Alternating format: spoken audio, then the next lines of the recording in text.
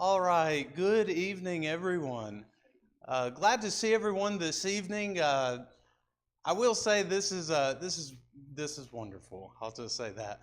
I hope everyone's had a really good week. I will kind of apologize on the forefront of what's going on. I have a lot of stuff going on at school, which is no excuse to my ministry, but I did not have time to do a PowerPoint for tonight's lesson. So bear with me, and we're going to be looking a lot through the scriptures, but we're going to be closing our study through Ecclesiastes this evening, and we'll do that in just a moment. We'll ask Brother Lum. I know I'm scheduled, but can you do opening prayer for us?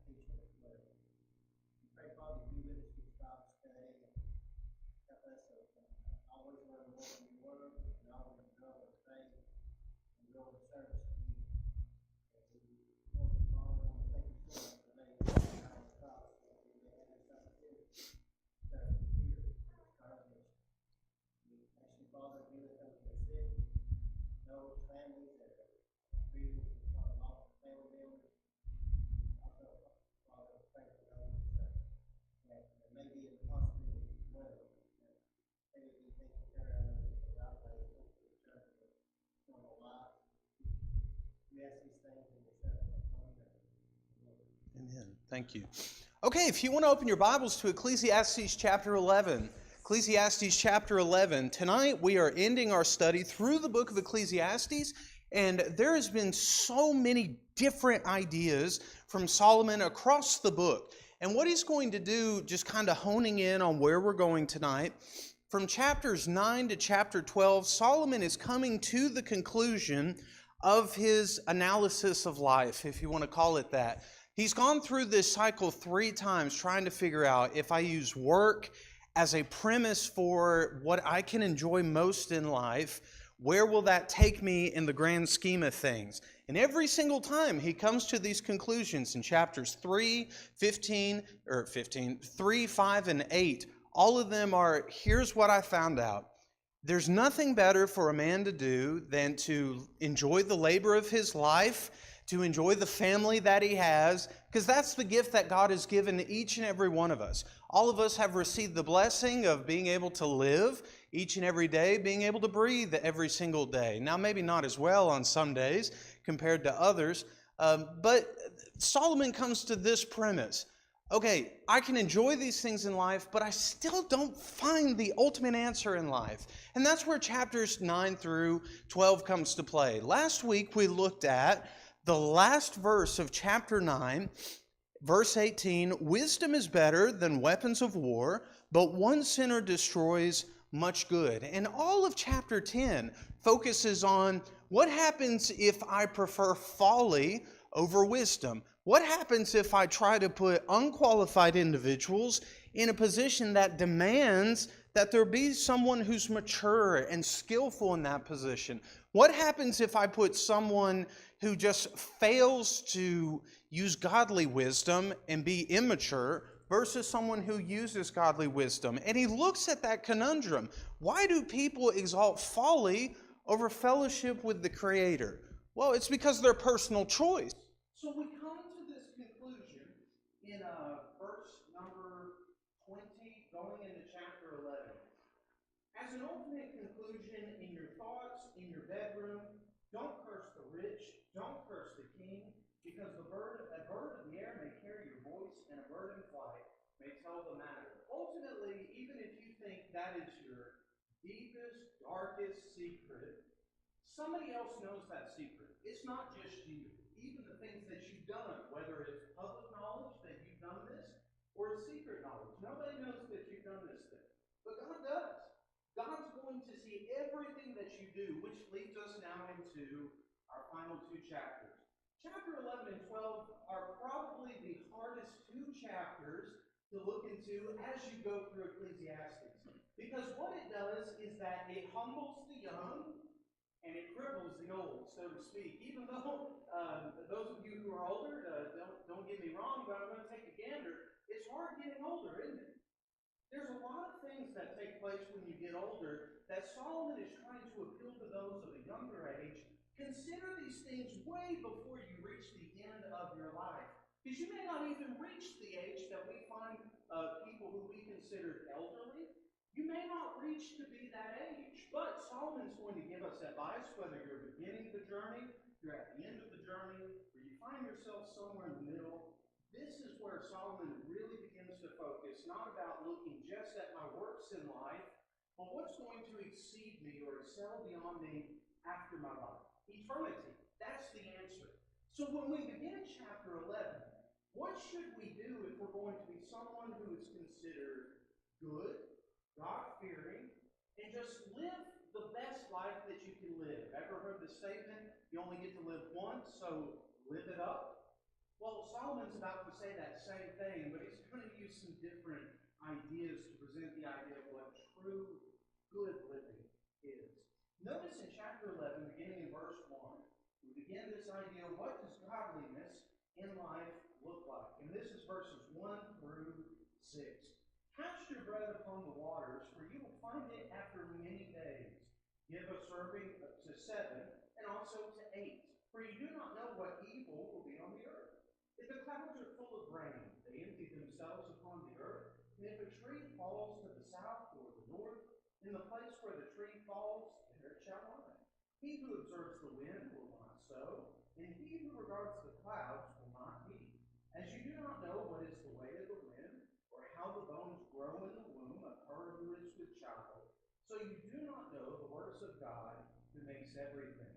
So in the morning sow your seed, in the evening do not withhold your hand, for you do not know which will prosper, either this or either that, whether both will be alike or be good. So, verse 7 and 8, truly the light is sweet, and it's pleasant for the eyes to behold the sun. But if a man lives many years and rejoices in them all, let him remember the days of darkness, for they will be many. All that is coming is vanity. As I look in verse 1 and 2, after it comes off the idea of what are the repercussions if you choose folly, you okay? Choosing folly, or falling, well, okay, now I've got puns in my mind. Choosing folly over wisdom. What can you do opposite of choosing folly? Well, notice verse 1 and 2. Do good to other people while you can. Don't just do good to other people while you can. In fact, verse 2, you don't know whether or not that might be the last time you can do good for someone besides doing good for yourself. In fact, one of the things that you enjoy doing most, you share that joy of we'll just call it the fruit of your labors. You share those same fruits with other people around you, and then you bless them. What Solomon is saying here is that don't just provide what you think, okay, I've met the minimum requirement. He's saying go the extra person. Do good as much as you possibly can. Because you've got so many different things you can be concerned about, but just focus on your life. Notice again verse number 6. In the morning sow your seed. As you begin life, plant the necessary seeds so that when you get to the end, notice the phrasing in verse 6, in the evening. You've completed this whole journey of working hard. What are the fruits of your labors? In fact, what is the best day to give your best effort? Monday? It makes all the rest of the days easier or harder, I guess. Every day, any day that ends with day. So I guess that would mean you need to try even harder in the eternal day, so to speak. But every day, do your best. Try your hardest. In fact, the ending of verse 6, you don't know whether or not you may intend something good to come out of this. There may be nothing that comes out of it. Or maybe there's a lot of things that come out of it. Solomon's saying you can't really know, but there is something that you can know. And it's packed in between verse 1 and 2 and verse 6. Notice how Solomon changes the focus. In verse 1 and 2, it talks about these are things you can do. But notice verse 3, 4, and 5. If the clouds are full of rain, second half of verse 3, if a tree falls, in a place where the tree falls, there it shall lie. Who's in control of the clouds? And who's in control of the trees? Who's in control of anything that's nature?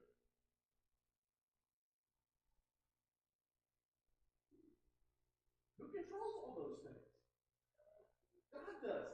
That is a billion less things you and I have to worry about. God is in control of the rain. He is in control of the clouds. He's in control, now we're talking on the way here. It sounds like the adage, in verse number 3 is that if a tree falls in the woods and no one's around to hear it, does it make a sound? Well, according to the Bible, if it falls and you're nowhere around it, it still fell. It still makes sounds. Even though you're not there, there's things still happening outside of your life. And there's nothing you can do about that. Life continues, whether you want it to or not. But not just that. Notice the pre-planning and the reaping here. Verse number 4. He who observes the wind will not sow. Compare that with verse number 6. When you start the day, do your hardest work. Try to sow your seed. Back to verse number 4. He who regards the clouds will not reap. If I just dream all life long, I never actually do the steps necessary to get to where I desire to get to or where I want to be, and I just dream all of my life, what am I going to have to show for it at the end of my life? Nothing. I never took the appropriate action.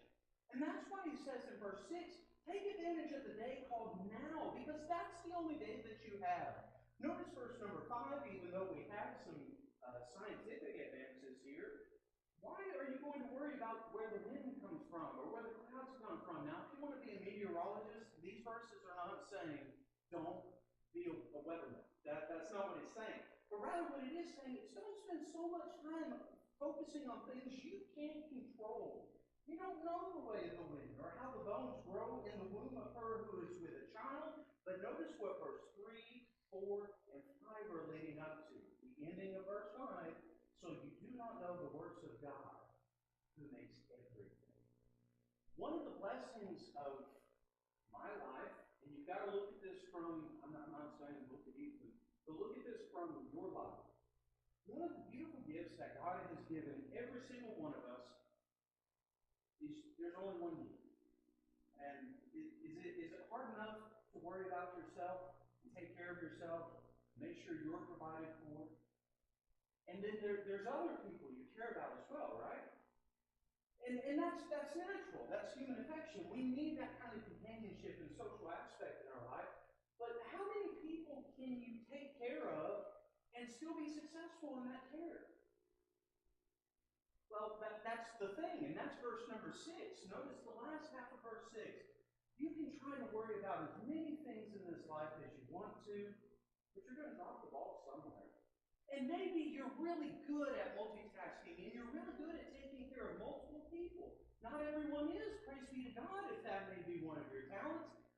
But Solomon is saying, don't worry so much about everything else that you fail to enjoy life the way that God intends it to be enjoyed.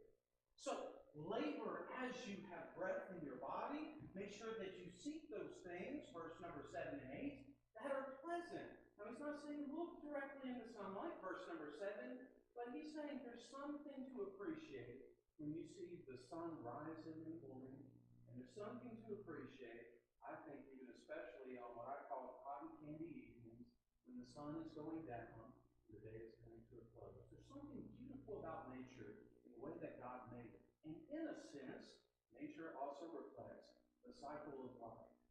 Notice what he says in verse number 8. If a man lives many years, and he rejoices in them all, remember this, if a man lives, what does that imply is eventually going to happen to that man who lives? He's going to die. One day he's going to die. And this is where Ecclesiastes goes, oh, this is great, and then, oh, this is dark. This is very dark. Because this is the reality of life. God made us kind of like the seasons. There is a season where there is a beauty going about. We're going to throw allergens and pollens aside because we're going to pretend for a moment they don't exist. But there are irritants in life. I think that's what pollen is supposed to represent. But there's a beginning. There's a spring. There's a blooming into a beauty. And then that beauty really comes to fruition in the summer a little bit. But that's not the full beauty of nature. I mean, there's green trees everywhere. There's flowers everywhere. But then in the fall, you get beautiful colors. But as the leaves are changing colors, what else is happening to those leaves? They're dying. There is a beauty in the process of changing from life And in human terms, the way that that process looks is what we're going to find from verse 9 onward to the end of the book. Notice who he begins talking to. You can enjoy all the days of your life, but be mindful, there are days in the future that are called darkened days. Notice he would say in verse 9, rejoice, O young man, in your youth. Let your heart cheer you in the days of your youth. Walk in the ways of your heart and in the sight of your eyes. Pause. Is Solomon advocating live life however you please?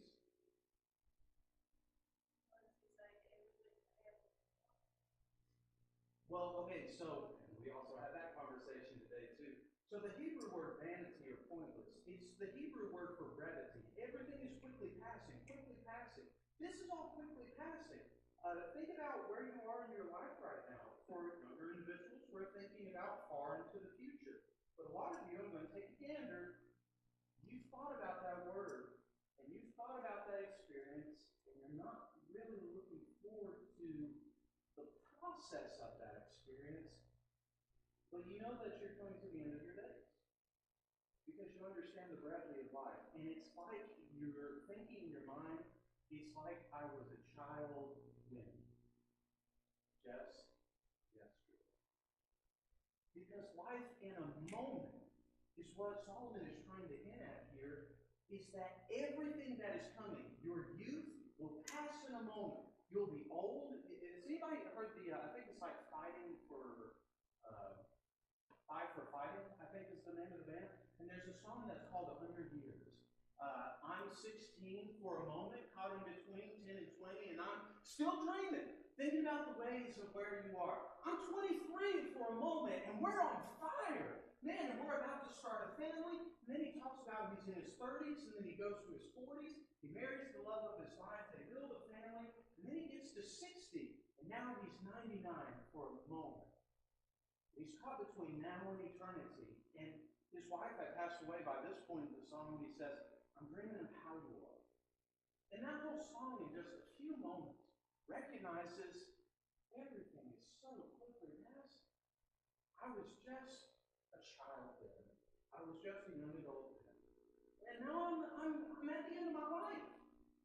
And it just, all is quickly passing. Youth, strength, old age, quickly passing. Now that kind of puts a bummer on things, but there's something we can do. Again, notice verse number 6 and 7. There are things you can enjoy in these brief moments of joy, so that when you think about our lifespan, and I even think my finger is maybe too wide to make this illustration. If my finger represents my time in eternity, so I'm in the physical realm, that's what this finger represents. When I pass on, what realm do I pass into? Spiritual. I'm in the place that is outside of time. And I will continue, how much space, ignore the walls there, how much space is on the other side of my finger? Endless. That's the idea. The simple, brief joys that we get to experience here are nothing in comparison to the amazing. Oh, it's amazing. We can't talk about it yet because we're not there. And I think that's why the Bible doesn't give us all the details of heaven, because I think it would just simply blow our mind. But it does use beautiful imagery about the pureness of heaven, the comfort of heaven. So in a long roundabout way, all is quickly passing. It's quickly passing. So even in your youth, like, follow your desires. But notice, even inside of your desires, verse number 9, the last part, know that for all these things, everything you do when you are a child, a teenager, a young adult, an adult who is starting in their responsibilities of life, God will bring you into judgment. Because there's still an uncertain thing. You don't know if you're actually going to make it out of the prime of your life and make it to what's called the golden age. You don't know. Because time and chance happens to all men. So enjoy these things. God will bring them into judgment. So verse 10, remove sorrow from your heart. Put away evil from your flesh. For childhood and youth are quickly passing. And now we get to the final chapter. This chapter, brings me the most trouble to my mind because I like, well, let's see if you like this. Do you like instruction manuals that are very straight to the point?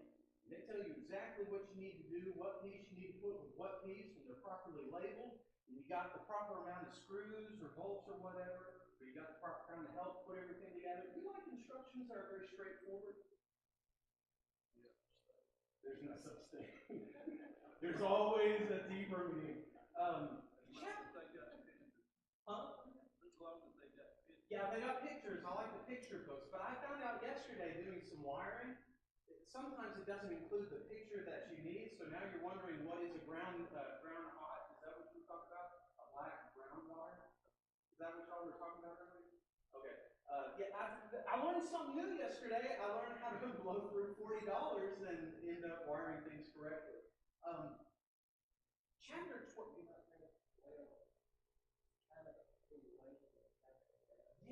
Yes. And the idea that's presented from chapter 9 to 12 all comes to this conclusion as it's moving from the middle of chapter 11, youth, and it transfers over in the same line of thought. Don't think that you're immune from death when you're young, but don't think that you're immune from death when you get up there in life.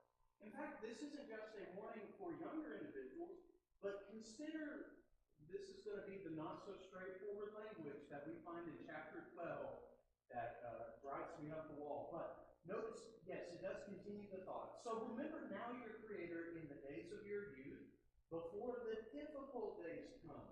Now notice what days he's talking about. When the years draw near, when you say, I have no pleasure in them. Why would they say such a thing? Notice all the challenges that come about when you face this thing called old age.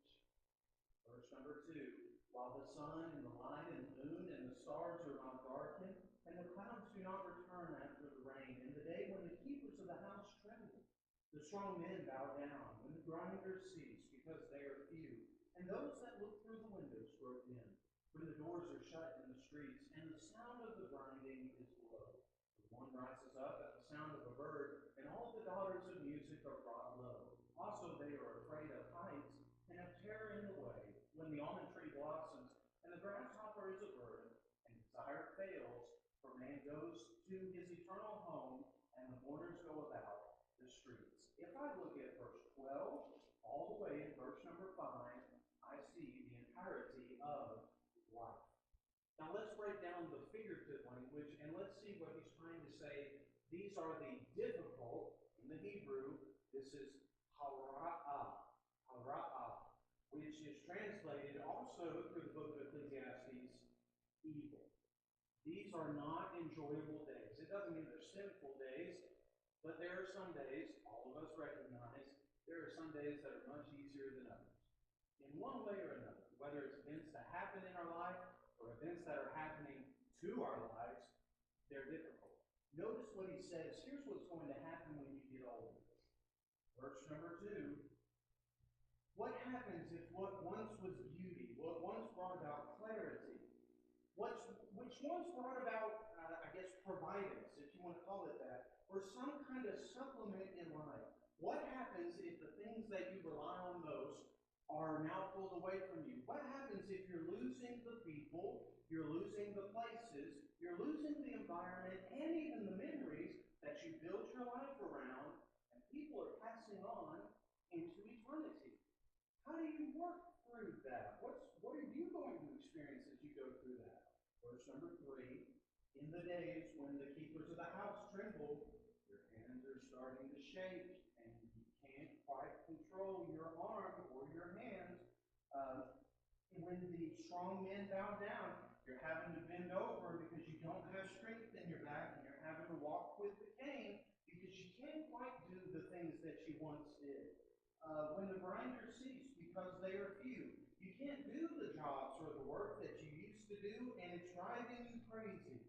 And those who look through the windows grow dim. Your vision's not as good. When the doors are shut, your voice is getting softer, weaker there before. I think at the beginning of Beauty and the Beast, bonjour, bonjour, bonjour. But it's all whispers because they're getting older. It could also be in light of when the sound of grinding is low. This is the idea of losing your teeth. Think of the Hebrew people, they use imagery to represent ideas. The grinders, you ever heard of babies grinding their teeth? Or maybe you as an adult suffer from grinding your teeth sometimes. Well, if you grind your teeth too much, you're going to wear out your denture. And we have someone in the classroom right now who probably could give us a full lesson on that. But that idea of grinding is going to come back as well. When your teeth are falling out, when one rises at the sound of a bird, you're developing sleep apnea. You can't rest the way that you wanted to, and all the daughters of music are brought low. It seems like I can't find the joys in life that once gave me joy, and I can't even sing the way that I once used to sing. I had a powerful voice, and now I can't do that. They're afraid of heights. Don't want to get on ladders. You're afraid your legs will give way, or you'll fall backwards because you don't quite have the balance that you once had. And terror's in the way. One of the biggest dangers that you find as you get older is that you can't see in the dark as much as you used to. Now, I know a lot of people have had like eye surgery and stuff, but that's dangerous. There's a lot of things that you didn't have to be careful about when you were younger that now you have to be careful about and even think about that young people would never think about because their body isn't in that stage yet. But that's not all you have to look forward to. When the almond tree blossoms, we'll call those the shades of silver that go to show wisdom in the world. When the grasshopper is a burden. Now this one is a weird one in the Hebrew language because at first I was thinking this is someone whose small things they can't work through anymore. The grasshopper is you're moving slower and slower and slower, and it's taking much more effort to do things that used to be such a breeze, and what used to take you a matter of seconds, now is an adventure for at least a fourth of your day, maybe half your day. But you're getting weaker, you're getting slower. Desire fails. That one's very straightforward. But this isn't just about intimacy desire of the drive that God has given everyone, but he's also talking about in light of passions in life.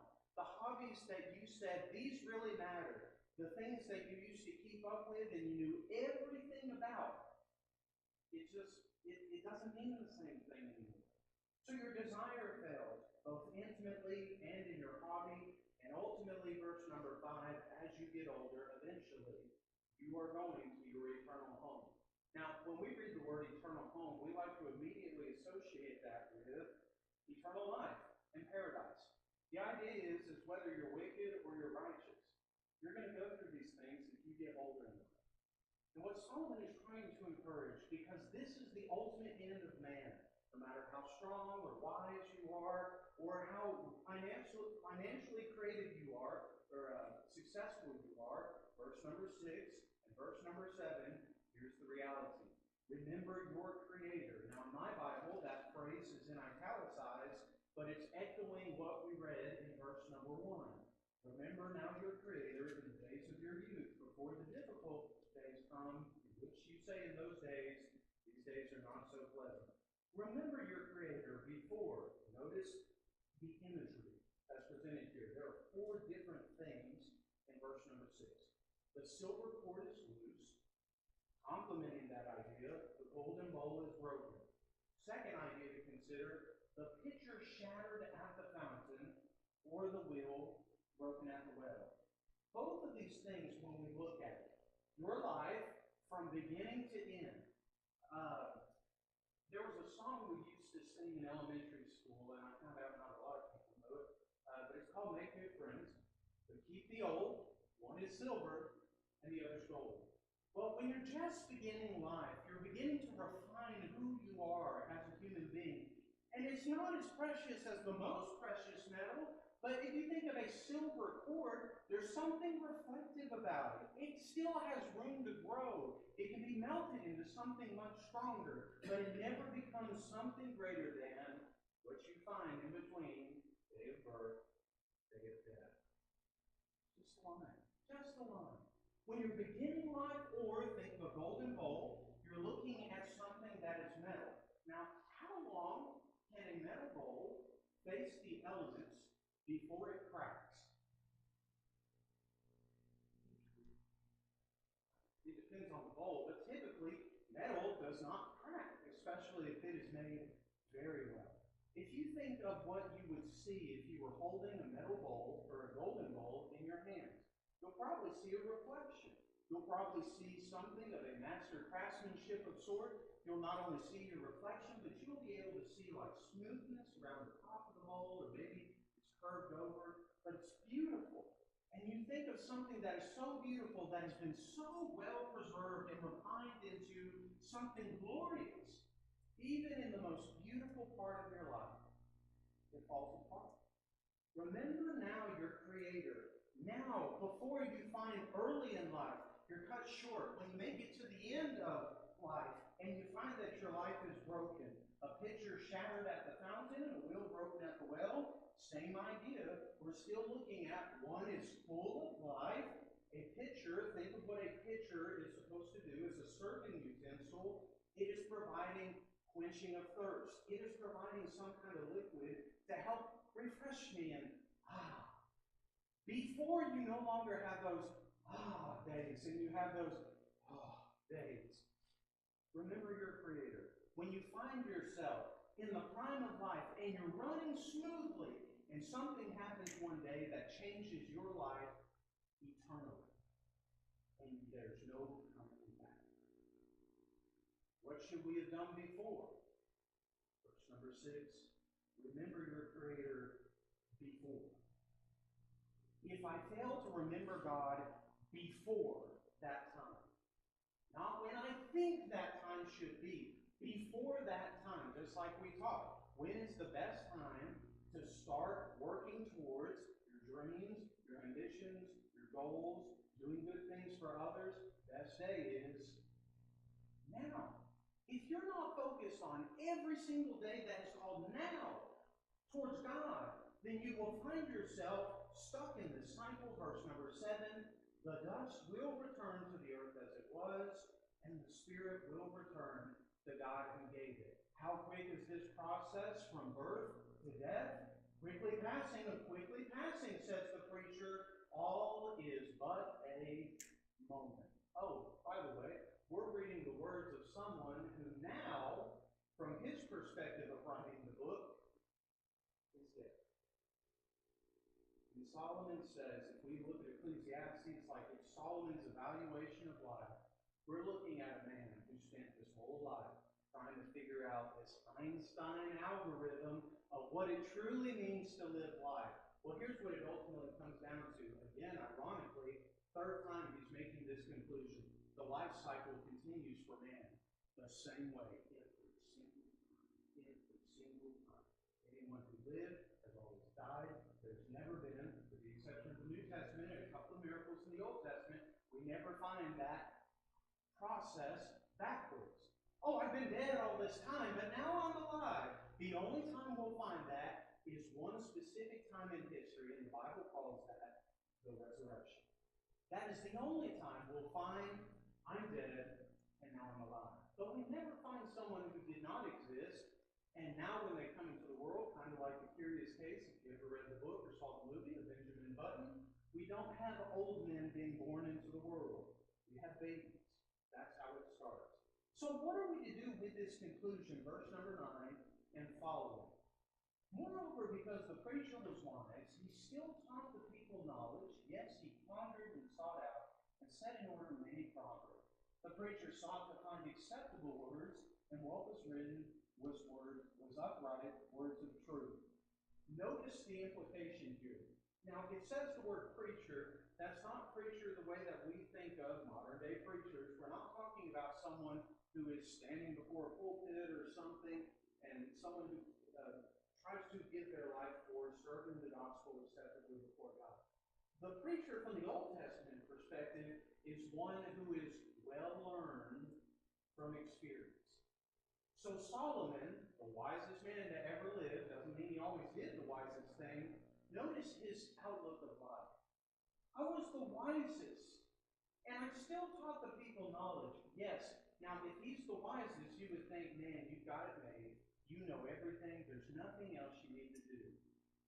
Notice it still says, though he knew everything, or he was wise, so to speak, he didn't know everything, but people presumed he knew everything, he still pondered and sought out and set in order many proverbs.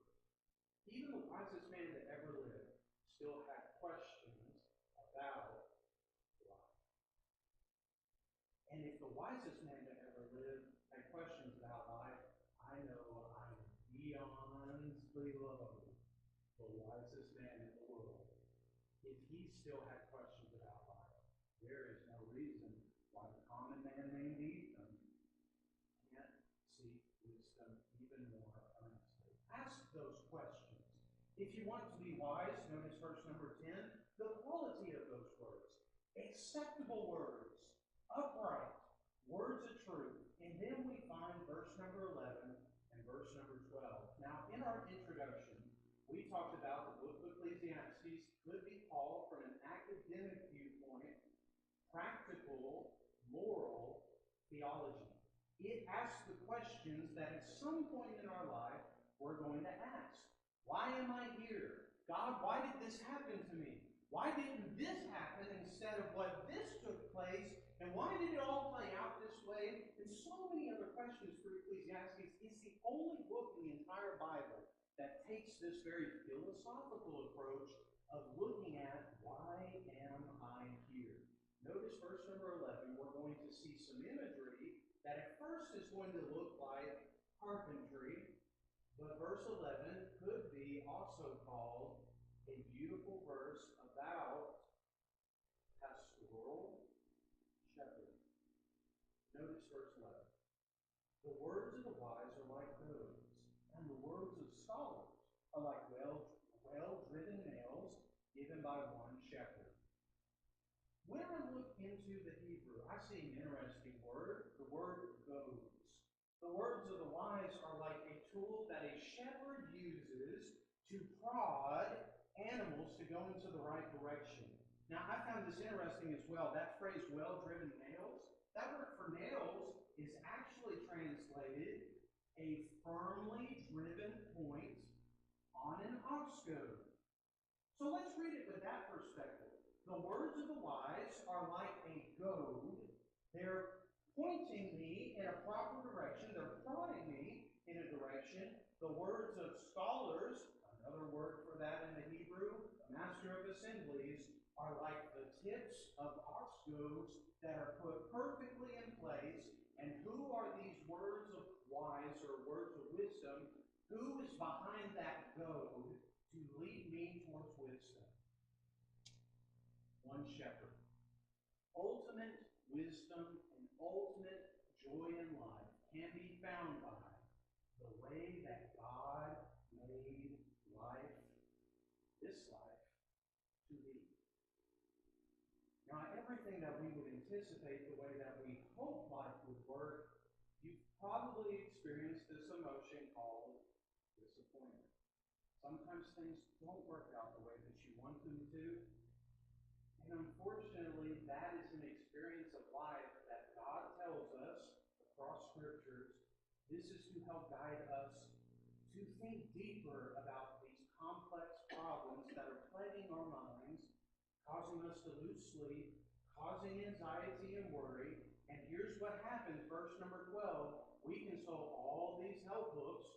We consult all these, I have a collection of them, dummies for, and whatever it is, whether it's computers or telephones, yes, and even the book called The Idiot's Guide to, because I need help. I need a lot of help. But it would say that the reading or the studying of books or the writing of books, there is no end. So, much study is wearisome to the flesh. What if I don't like the answer that God gives me through the Scriptures? There's a lot of people pursuing intellectualism, or they're pursuing their selfish desires in life. They're reading all these philosophers and all of these academics, or they're looking at, well, my family grew up in, and they're looking at tradition. They're not looking at the one who is holding what is called the sword of truth, the Word of God. They're not looking at what God has to say to explain, why am I here? So if I can't control anything else in this life, but I can control myself, let's look at verse 10 and 11, 12, and put 13 and 14 with this idea. The preacher sought to find acceptable words. What is acceptable? What is upright? What is true? Well, truth, acceptable, and upright words will do this. Verse number 11. They will prod you to go a specific direction, godly wisdom, in a way that will lead you to the one who created you. That's how God designed this life. He wanted us to realize that all things are quickly passing. This is brevity. But because you have control of this moment called now, make the most of it so you can praise your Creator. Verse number 13. Let's hear the conclusion of all these findings and all these thoughts. Fear God. Respect Him. Keep His commandments. That is everything you were made to be. Oh, and not just that. If you fear God and keep His commandments, if you are trying to live by upright, acceptable words of truth that are given from God, and you begin to lead other people around you through that same mindset, recalibrate how they think through and work through life, what's going to happen to them because you influence them to be calibrated to God's way? They'll be with God too. What happens when they're positive influences and they're trying to calibrate others who they care about to focus about God as well? Do you see the rippling effects of what a good, wise life looks like and the implications of what it can cause? If the beginning of chapter 10 begins with this thought, one sinner destroys much good, I would throw the contrary out in verse 13 and 14. One wise and godly person can do so much good that ripples beyond this life and forever into eternity. Let's hear the conclusion. Fear God and keep His commandments. This is man's all, for God will bring every work into judgment. That's what He's been looking at this entire time. Chapter 2, I looked at mirth, I looked at joy, I looked at my labors of my life. 3 times I found the same thing. It's brevity, brevity, brevity. And because I'm stuck in this cycle, what can I do? Live to my creative purpose. For man will be judged for every secret thing, whether good or evil. The book begins with this note. These are the words of the preacher of the King of Jerusalem. The book ends with a conditional question for every single person who reads this book. Because you are alive, that implies one day you are going to die. So how are you going to live in the moment called now? Is it going to be using the last line for good or evil? You get to decide that. So I hope you've enjoyed this study through Ecclesiastes. It has been a wonderful book, and it is so much easier than what we're going to begin next week as we begin looking at the secret wars around us, the spiritual battle that takes place between God and divinity and those who are on the forces of spiritual wickedness. So next week we're going to begin with, if you'd like to read it, Ephesians 6 is where we're going to build our camp around. And we're going to look at that spiritual warfare that's not fought with flesh and blood, but we're fighting against ideas and wickedness in spiritual places. So I hope you've enjoyed this study. I hope you'll enjoy the next study that we have.